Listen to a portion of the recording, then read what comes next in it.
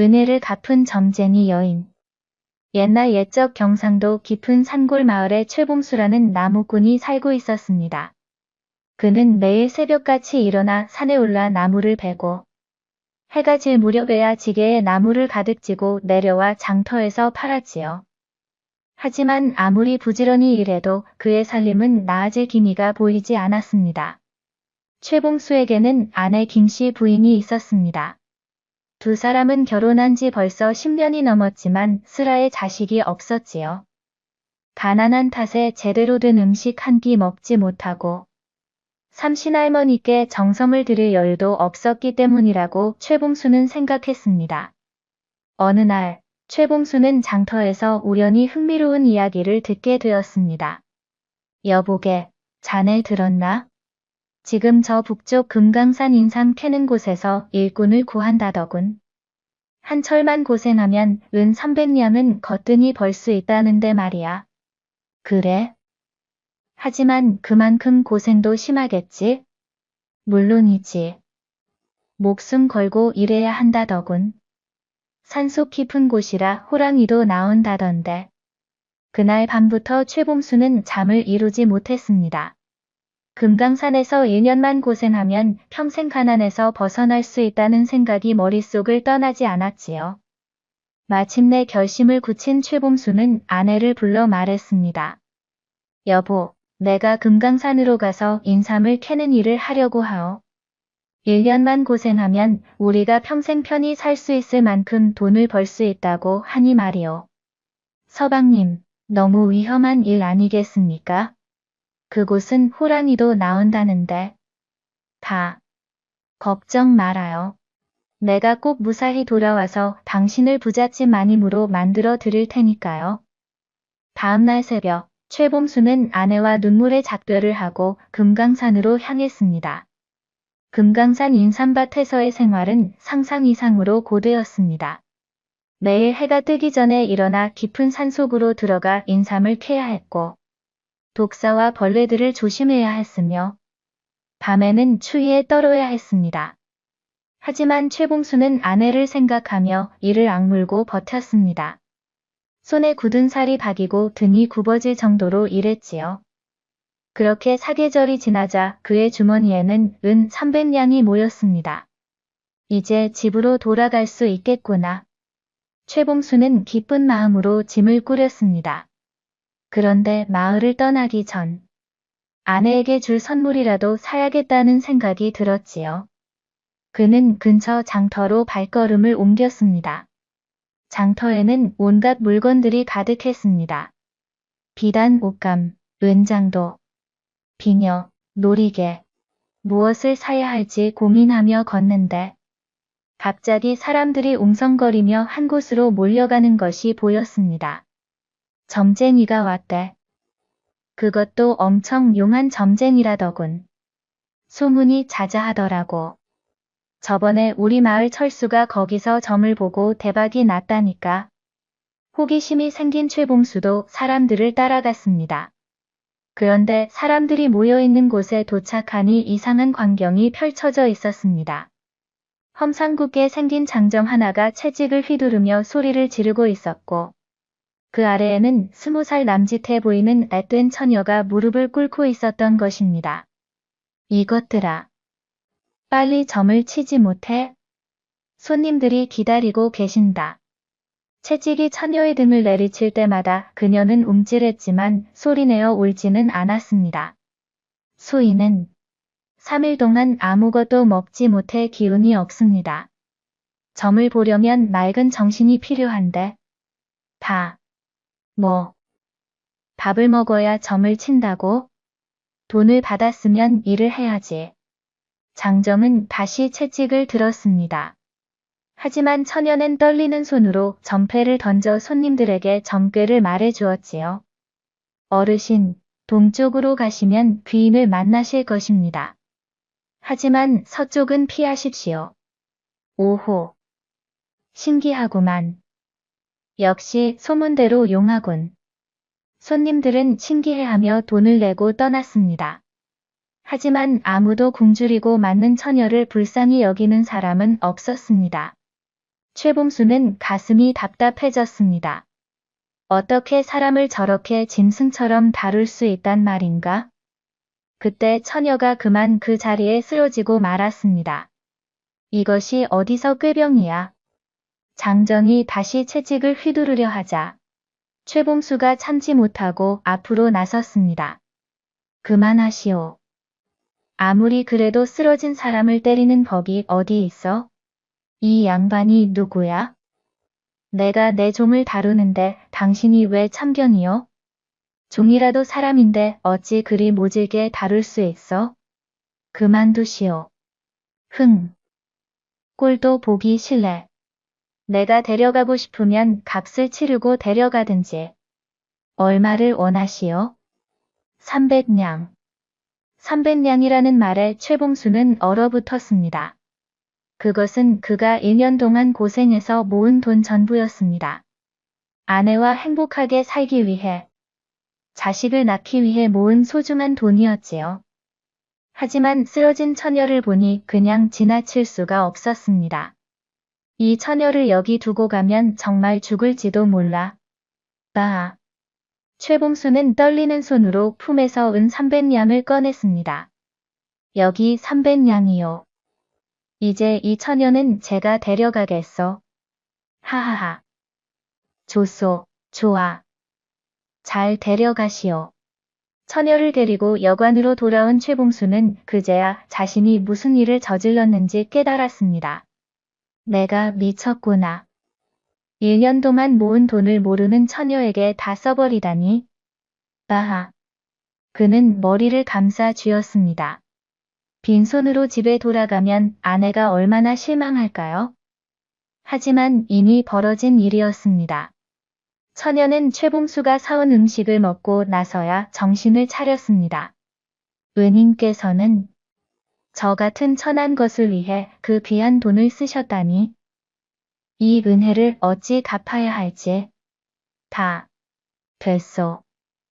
이미 벌어진 일이니 어쩔 수 없소. 그저 건강만 회복하시오. 은인께서는 어디로 가시는 길이십니까? 경상도 산골 마을로 돌아가는 길이요. 그럼 제가 그 길을 함께 가도 되겠습니까? 저는 갈 곳이 없습니다. 최봉수는 난처했지만 거절할 수도 없었습니다. 결국 그는 처녀를 데리고 고향으로 향하는 길을 떠났습니다. 며칠을 걸어 한 산길을 지나게 되었습니다. 해가 저물어 하루 묵을 곳을 찾던 최봉수는 큰 바위 밑에 동굴을 발견했습니다.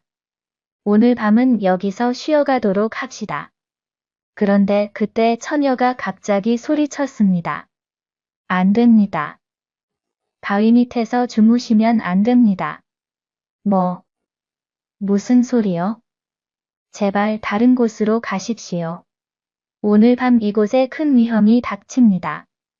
처녀의 목소리에는 다급함이 묻어 있었습니다. 최봉수는 반신반의했지만 처녀의 간곡한 말에 다른 곳으로 자리를 옮겼습니다. 그날 밤이었습니다. 우르르르 쾅. 엄청난 소리와 함께 그들이 있었던 바위 동굴이 무너져 내렸습니다. 산사태가 일어난 것이지요.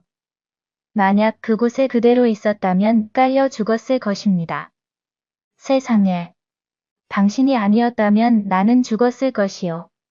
은인께서 저를 살려주셨으니 제가 은인의 목숨을 구한 것뿐입니다. 최봉수는 처녀를 새로운 눈으로 바라보았습니다. 이 처녀, 정말로 미래를 볼 수 있는 능력이 있구나. 마침내 고향 마을에 도착한 최봉수는 무거운 발걸음으로 집을 향했습니다. 1년 만에 만나는 아내에게 무슨 말을 해야 할까요? 여보. 제가 돌아왔어. 서방님. 문이 열리며 아내 김씨가 달려나왔습니다. 하지만 곧 최봉수 뒤에 서 있는 젊은 처녀를 보고 얼어붙었습니다. 서방님. 저 처녀는 누구입니까? 최봉수는 금강산에서 있었던 일을 모두 이야기했습니다. 처녀를 구하기 위해 1년 동안 모은 돈을 모두 썼다는 것. 그래서 빈손으로 돌아왔다는 것을. 다. 뭐라고요? 300냥을. 모두 김씨 부인은 그 자리에 주저앉아 울기 시작했습니다. 아이고, 내 팔자야. 1년 내내 서방님만 기다렸더니 서방님은 젊은 계집을 데리고 오시다니. 여보, 그게 아니라. 아이고, 이제 우리는 영영 가난을 벗어날 수 없게 됐구나. 그날부터 집안 분위기는 차가워졌습니다. 김씨 부인은 점쟁이 처녀를 곱게 볼 리가 없었습니다.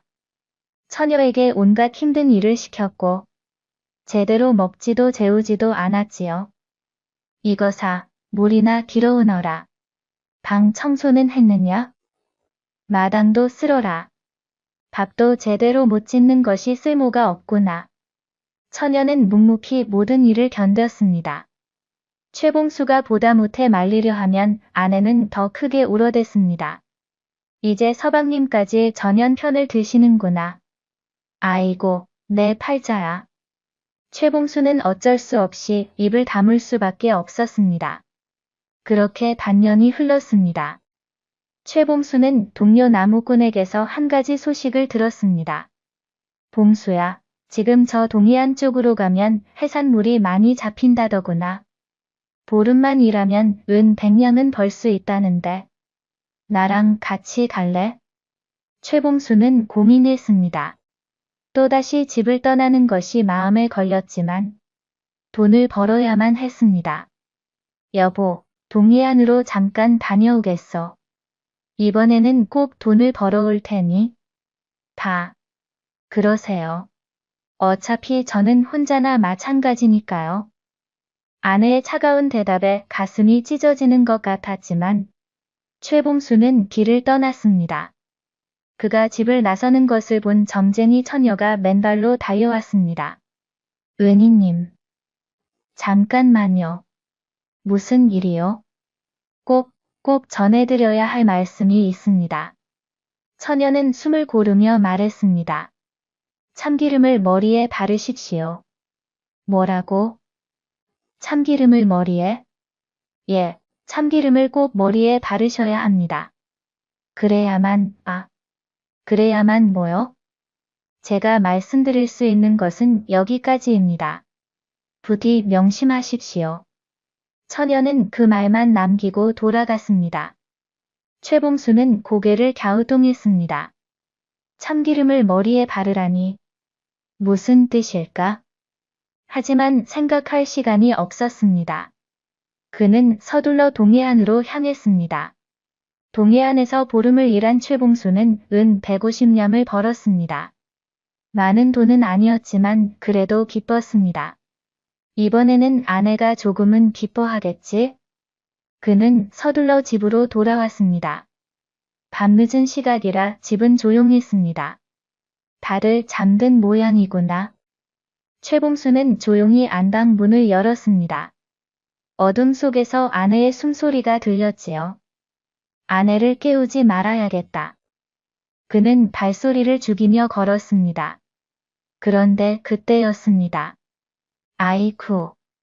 어둠 속에서 무언가에 걸려 넘어질 뻔했습니다. 손을 뻗어 잡으려다가 선반 위에 놓인 병을 건드렸지요. 철컥. 병이 쏟아지며 안에 참기름이 최봉수의 머리 위로 쏟아졌습니다. 아이고, 이게 무슨 일이야. 아내의 귀한 참기름을. 참기름은 김씨 부인이 머리를 빗을 때 쓰는 귀한 물건이었습니다. 최봉수는 당장 씻어내고 싶었습니다. 하지만 그 순간 점쟁이 처녀의 말이 떠올랐습니다. 참기름을 머리에 바르십시오. 설마 이걸 말한 걸까? 최봉수는 고민했습니다. 참기름이 머리카락을 타고 목덜미로 흘러내렸습니다. 끈적거리고 불편했지만 그는 씻지 않기로 했습니다. 지난번에 바위 밑을 피하라고 해서 목숨을 구했으니 이번에도 무슨 이유가 있겠지. 최봉수는 참기름이 묻은 채로 아내 옆에 조용히 누웠습니다. 다음날 아침이었습니다. 최봉수는 햇살에 눈을 떴습니다. 온몸이 끈적거렸습니다. 아, 빨리 목욕을 해야겠어. 그는 몸을 일으키려다가 손에 무언가 축축한 것이 묻는 것을 느꼈습니다. 이게 뭐지? 고개를 돌려보니 그곳에는 상상할 수 없는 광경이 펼쳐져 있었습니다. 아내 김씨가 피를 흘린 채 죽어 있었던 것입니다. 여보, 여보. 최봉수는 아내를 흔들었지만 아내는 이미 차갑게 식어 있었습니다. 사람 살려. 우리 만인이. 아. 최봉수의 외침에 이웃들이 몰려들었습니다. 하지만 피투성이가 된 최봉수와 죽은 아내를 본 사람들은 그를 의심하기 시작했습니다. 이것 봐. 최봉수가 아내를 죽인 게 틀림없어. 그럴 줄 알았지. 젊은 계집을 데려온 것도 모자라. 다. 아내를 죽이고 그 계집이랑 살려고 한 거야. 아니요. 내가 왜 아내를. 하지만 아무도 그의 말을 믿지 않았습니다. 곧 관가의 포졸들이 와서 최봉수를 체포해 갔습니다. 최봉수, 너는 아내 김씨를 살해한 죄로 사형에 처한다. 원님. 정말 억울합니다. 제가 왜 아내를. 증거가 명백하지 않느냐. 내 손에 피가 묻어 있었고 마을 사람들도 모두 내가 범인이라 하는데 최봉수는 옥에 갇혔습니다. 그는 차가운 옥바닥에 앉아 울었습니다. 내가 왜 이런 일을? 분명 내가 들어갔을 때는 아무도 없었는데. 사형 집행일이 정해졌습니다. 바로 사흘 후였습니다. 그런데 이틀째 되던 날, 원님에게 이상한 편지 한 통이 도착했습니다. 원님, 정체를 알 수 없는 편지가 왔습니다. 무엇이라 적혀 있느냐? 편지에는 딱 한 줄만 적혀 있었습니다. 진짜 범인을 찾으려거든 송송떡에 10개 콩. 이게 무슨 뜻인가? 원님은 머리를 싸맸습니다. 송송떡에 10개 콩이라니. 도대체 무슨 의미일까요? 송송떡. 쌀가루를 송송 썰어 만든 떡을 말하는 건가? 10개 콩. 콩이 10개? 원님은 며칠 밤을 새우며 이 암호를 풀려고 애썼습니다. 그러던 어느 날, 원님은 부엌에서 일하는 하인이 떡을 만드는 것을 보았습니다. 저 떡 안에 무엇이 들었느냐? 송송 썬 무가 들었습니다. 원님. 무. 그럼 쌀가루는? 쌀가루는 겉을 싸는 데만 쓰이지요. 떡의 속은 온통 무입니다. 그 순간 원님의 눈이 번쩍 떴습니다. 그렇구나. 송송떡은 겉은 쌀이지만 속은 무. 즉, 무시 성을 가진 사람. 콩이 10개. 콩 10개는 십두. 즉, 무십두. 원님은 외쳤습니다. 여봐라. 당장 무십두라는 자를 찾아오너라. 포졸들은 마을을 샅샅이 뒤졌습니다. 그리고 마침내 산 너머 절에서 무십두라는 이름의 승려를 찾아냈습니다. 스님, 원님께서 부르십니다. 나를? 나는 속세와 인연을 끊고 수행만 하는 몸인데. 다. 하지만 포졸들은 강제로 그를 끌고 갔습니다. 원님은 무십두를 신문했습니다. 처음에는 아무것도 모른다고 잡아떼던 그였지만 원님이 사건 당일 밤에 대해 캐묻자 결국 모든 것을 자백했습니다. 사실 무십두는 김씨 부인과 은밀한 관계를 맺고 있었습니다. 최봉수가 금강산으로 떠난 1년 동안 두 사람은 몰래 만나왔지요. 당신 남편이 돌아오면 어쩌지? 걱정 마세요. 그 사람은 1년은 돌아오지 않을 거예요. 하지만 최봉수가 예상보다 일찍 돌아왔고 게다가 젊은 처녀까지 데려왔습니다. 두 사람은 다시 만날 수 없게 되었지요. 이러다가는 우리 관계가 들통날 것이요. 차라리 당신 남편을 없애는 게 어떻겠어? 하지만 어떻게? 다음에 당신 남편이 여행을 떠나면 그때 내가 당신 남편을 해치울 것이요. 그러면 우리는 당신 남편이 번 돈을 가지고 멀리 떠날 수 있어. 그들은 이런 사악한 계획을 세웠습니다. 최봉수가 동해안으로 떠나자 무십두는 그가 돌아오는 날을 기다렸습니다. 그리고 최봉수가 도착한 그날 밤 몰래 집에 침입했지요. 어둠 속에서 무십두는 칼을 들고 안방으로 들어갔습니다. 하지만 방이 너무 어두워 누가 누구인지 구분할 수 없었습니다. 분명 남자는 머리에 기름을 바르지 않을 테니 머리가 거친 쪽이 남편일 거야. 그는 손을 뻗어 두 사람의 머리를 만져보았습니다. 한쪽은 기름으로 번들거렸고 한쪽은 뻣뻣했습니다. 여자는 당연히 머리에 기름을 바르지. 그럼 반대편이 남편이겠군. 무십두는 기름을 바르지 않은 쪽, 즉 머리가 뻣뻣한 사람을 향해 칼을 휘둘렀습니다. 하지만 그가 죽인 사람은 최봉수가 아니었습니다. 바로 김씨 부인이었습니다. 최봉수는 우연히 참기름을 뒤집어 써서 머리가 번들거렸고 김씨 부인은 그날 머리를 감지 않아서 머리가 거칠었던 것입니다. 나는 사랑하는 여인을 죽일 생각이 아니었어. 잘못 안 것이요. 무십두는 무릎을 꿇고 용서를 빌었지만 소용없었습니다. 사람의 목숨을 빼앗으려 한 죄. 용서할 수 없다. 무십두, 너를 사형에 처한다. 진실이 밝혀지자 최봉수는 무죄로 풀려났습니다. 그는 곧장 집으로 달려갔습니다. 집에 도착한 최봉수는 곳간으로 갔습니다. 그곳에는 점쟁이 처녀가 웅크리고 앉아 울고 있었습니다. 아가씨, 은희님. 은희님이십니까? 처녀는 놀라 고개를 들었습니다. 눈이 퉁퉁 부어 있었습니다. 저 때문에 은희님께서 고초를 겪으신 줄 알고 죽고 싶었습니다. 무슨 말씀을. 당신 덕분에 제가 살았소. 최봉수는 무릎을 꿇었습니다. 당신이 참기름을 바르라고 하지 않았다면 나는 진짜 죽었을 거요. 두 번째로 목숨을 구해주셨소. 아닙니다, 은희님. 은희님의 선한 마음이 스스로를 구한 것입니다. 만약 은희님께서 저를 구해주지 않으셨다면 제가 이런 참꾀를 볼 수도 없었을 테니까요. 그렇다 하더라도 당신의 은혜는 큽니다. 정말 고맙소. 최봉수는 처녀의 손을 잡았습니다. 제게는 이제 아내도 없고 집안도 엉망이 되었소. 하지만 당신만은 내가 책임지고 싶소. 혹시 내 아내가 되어주시겠소? 처녀는 눈물을 흘리며 고개를 끄덕였습니다. 은희님. 제가 은희님을 모실 수 있다면 그것만으로도 감사할 따름입니다. 최봉수와 점쟁이 처녀는 혼인을 올렸습니다.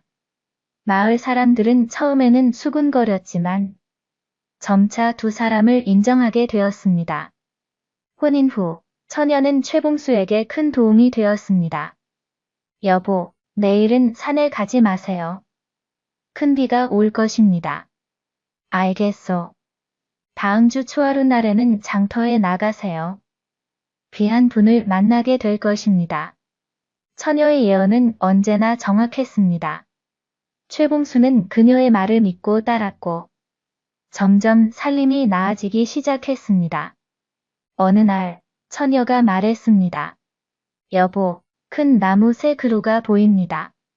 큰 나무가요? 예, 우리에게 귀한 자식 셋이 올 것입니다.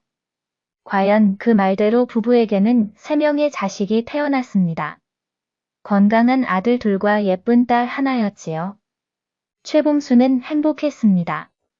가난하고 외로웠던 그가 이제는 사랑하는 아내와 귀여운 자식들에 둘러싸여 살게 된 것입니다. 어느 날 저녁, 최봉수는 아내에게 말했습니다. 당신을 구하는 데 썼던 300냥. 그것이 이렇게 큰 복으로 돌아올 줄 몰랐어. 300냥이 어찌 적은 돈이겠습니까? 그 돈으로 은인께서는 한 사람의 목숨을 구하셨습니다.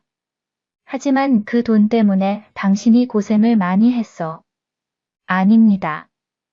오히려 제가 감사해야 합니다. 은인께서 저를 구해주지 않으셨다면 저는 진작에 죽었을 것입니다.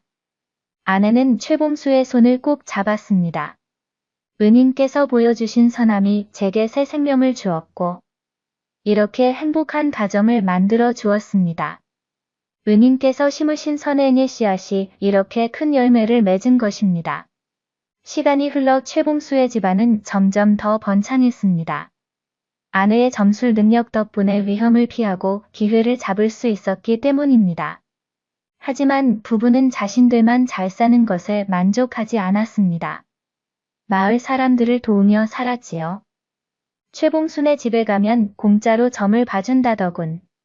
나도 어제 거기 갔었는데 정말 신기하더라고. 점쟁이 마님께서 동쪽으로 가지 말라고 하셔서 서쪽으로 갔더니 동쪽에서 큰 산불이 났다더군. 우리 마을에 복이 들어온 거야? 저런 분들이 사시니 말이야.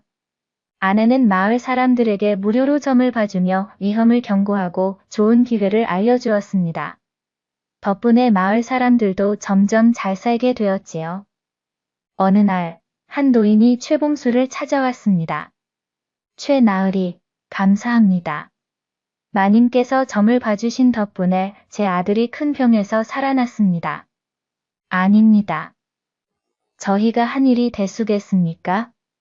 저는 가난하여 제대로 된 보답도 할 수 없지만 이 마음만은 받아주십시오. 노인은 정성껏 만든 떡을 내밀었습니다. 최봉수는 그 떡을 받으며 눈시울이 붉어졌습니다. 예전에 자신도 가난하여 남에게 베풀 수 없었던 때가 있었기 때문입니다. 내가 처녀를 구했던 것처럼 이제는 내가 다른 사람들을 도울 차례구나. 세월이 흘러 최봉수의 자식들도 장성했습니다. 큰아들은 장사에 소질이 있어 큰 상단을 이끌었고 둘째 아들은 학문에 뛰어나 과거에 급제했으며 딸은 좋은 양반 집안으로 시집을 갔습니다. 어느 가을날 온 가족이 모여 앉아 밤을 까먹으며 이야기를 나누고 있었습니다. 아버지, 어머니는 어떻게 만나신 거예요? 막내딸이 물었습니다. 최봉수는 아내를 바라보며 미소 지었습니다. 그건 말이다. 아주 긴 이야기란다. 그는 금강산에서 있었던 일부터 시작해서 아내를 만나게 된 이야기, 2번이나 목숨을 구한 이야기, 그리고 억울한 누명을 쓰고 풀려난 이야기까지 모두 들려주었습니다. 자식들은 숨죽여 이야기를 들었습니다. 그러니까 아버지께서 1년 동안 모은 돈 전부를 어머니를 구하는 데 쓰신 거예요? 그렇단다. 하지만 그럼 그 돈이 아까우셨을 텐데. 다. 큰아들이 말했습니다. 최봉수는 고개를 저었습니다. 아깝다고? 천만의 말씀이다. 그 300냥으로 나는 너희 어머니를 만났고 2번이나 목숨을 구했으며 너희들을 얻었단다. 그리고 다. 그는 창밖을 바라보았습니다. 저 멀리 마을이 보였습니다. 그리고 이 마을 사람들도 행복하게 만들 수 있었지. 300냥으로 이 모든 것을 얻었으니 이보다 더 좋은 장사가 어디 있겠느냐? 아내가 남편의 손을 잡았습니다. 여보, 제가 오히려 감사해야 합니다. 은인께서 저를 구해주지 않으셨다면 저는 이런 행복을 누릴 수 없었을 테니까요. 당신도 나를 2번이나 살려주셨어. 우리는 서로의 생명의 은인이요. 둘째 아들이 말했습니다. 아버지의 이야기를 들으니 제가 깨달은 것이 있습니다. 무엇이냐? 선행은 반드시 복으로 돌아온다는 것입니다. 아버지께서 어려운 처지에 있던 어머니를 구하신 선행이 이렇게 큰 복으로 돌아온 것처럼 말입니다. 최봉수는 고개를 끄덕였습니다. 그렇단다. 하지만 선행을 할 때는 복을 바라고 하는 것이 아니란다. 그저 마음이 시키는 대로 옳다고 생각하는 일을 하는 것이지. 세월이 더 흘러 최봉수는 노인이 되었습니다. 하지만 그의 집안은 여전히 번창했고 마을 사람들에게 존경받는 집안이 되었습니다. 어느 날 최봉수는 병상에 누워 있었습니다. 나이가 들어 건강이 좋지 않았던 것입니다. 자식들이 모두 모여 아버지를 간호했습니다. 아내는 남편의 손을 잡고 눈물을 흘렸습니다. 여보, 저를 먼저 보내주세요. 제가 먼저 가서 저승길을 밝혀드릴게요. 무슨 말씀을? 당신이 먼저 가면 내가 어찌 삽니까? 최봉수는 약한 목소리로 말했습니다. 나는 행복했어. 당신을 만나서 좋은 자식들을 얻어서 이렇게 사랑받으며 살았으니 여한이 없어. 하지만 다행히 최봉수는 회복되었습니다. 아내의 정성스러운 간호와 자식들의 효도 덕분이었지요. 건강을 되찾은 최봉수는 마을 사람들을 모아놓고 말했습니다. 여러분, 제가 오래 살았습니다. 이제 제 재산을 여러분과 나누고자 합니다. 아니, 최 어르신. 그게 무슨 말씀이십니까? 제 평생의 소원은 이 마을이 평안하고 풍요로운 것입니다. 그러니 이 재물로 마을에 서당을 짓고 가난한 이들을 도웁시다. 최봉수의 뜻에 따라 마을에는 큰 서당이 세워졌고 가난한 아이들도 무료로 글을 배울 수 있게 되었습니다. 또한 흉년이 들면 곳간을 열어 백성들을 먹였습니다.